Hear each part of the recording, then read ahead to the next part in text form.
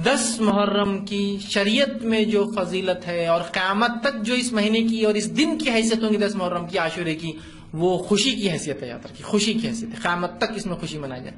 آپ بولیں گے کیوں؟ آئیے واقعہ سنیے۔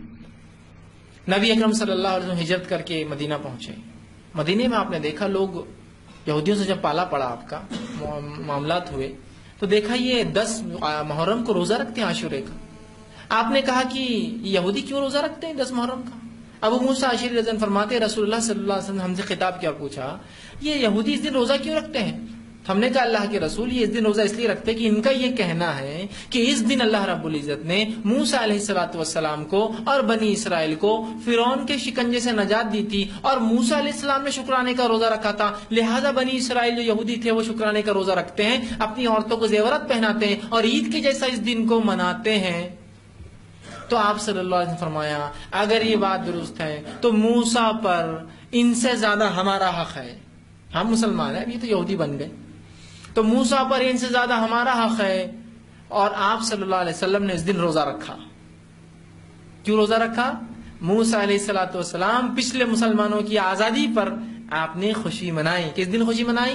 اور خوشی نہیں منائی بلکہ خوشی کا جو طریقہ اللہ کا شکر ادا کرنا چاہیے، خوشی میں انسان پاگل نہ ہو، اللہ کا شکر ادا کیا، ایک روزہ رکھا، اور پھر حدیث میں فرمایا اگر انشاءاللہ میں اگلے سال زندہ رہا تو میں 9-10 کا روزہ رکھوں گا تاکہ یہودیوں کی مخالفت کروں گا۔ جس پر یہودیوں کو جب پتا چلا تو کہا یہ انسان جو محمد صلی اللہ علیہ وسلم میں کسی ایک بات میں تمہاری مخالفت چھوڑ دے، یہاں بھی روزہ رکھ رہا ہے لیکن 2 رکھ رہا ہے، اپنے لوگوں کو کہہ رہا ہے کہ 2 رکھوں گا، مطلب ہر چیز میں رسول اللہ نے یہودیوں کی مخالفت کی، چونکہ انہوں نے اللہ کی کتاب کی مخالفت کی، اپنے نبیوں کی مخالفت کی۔ تو کہا کسی چیز میں تو یہ نبی ہماری مخالفت نہ کرے، اب روزہ بھی رکھ رہا ہے تو 2 رکھ رہا ہے، کہا زندہ رہا تو 2 رکھوں گا، 9-10، ٹھیک۔ اور آپ نے پھر تیسری ایک روایت صحیح مسلم کی فرمایا اس دن کا روزہ جو انسان 9-10 کا روزہ رکھے تو اس کے تعلق سے آپ نے فرمایا اس کا ثواب یہ ہے پچھلے 1 سال کے گناہوں کا کفارہ ہے، گناہ صغیرہ کا، اس کی فضیلت بھی ہے۔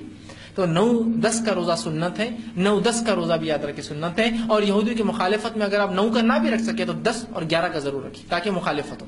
تو 9-10 کا یا 10-11 زیادہ افضل تو 9-10 سے یاد رکھے، کیونکہ تو آپ صلی اللہ علیہ وسلم نے کہا تھا اگر زندہ رہا تو 9-10 کا رکھو، تو افضل یہ ہے، لیکن اگر 9 کا نہ بھی رکھ سکیں، بہرحال 9-10 اورنگ آباد کے اور ہندوستان کے اعتبار سے کل اور پرسوں ہونے والی ہے، تو آپ کل اور پرسوں ضرور کوشش کریں کہ یہ 2 دن روزہ رکھے، کل کا اور پرسوں کا، اور نہ ہو سکے کل تو پھر پرسوں اور ترسوں کا ضرور رکھے۔ اس کا ثواب کیا ہے؟ انشاءاللہ آپ نے فرمایا یہ 1 سال کے پچھلے گناہوں کا جو گیا سال کفارہ ہے، اس سے مراد گناہ صغیرہ ہے، یاد رکھیے۔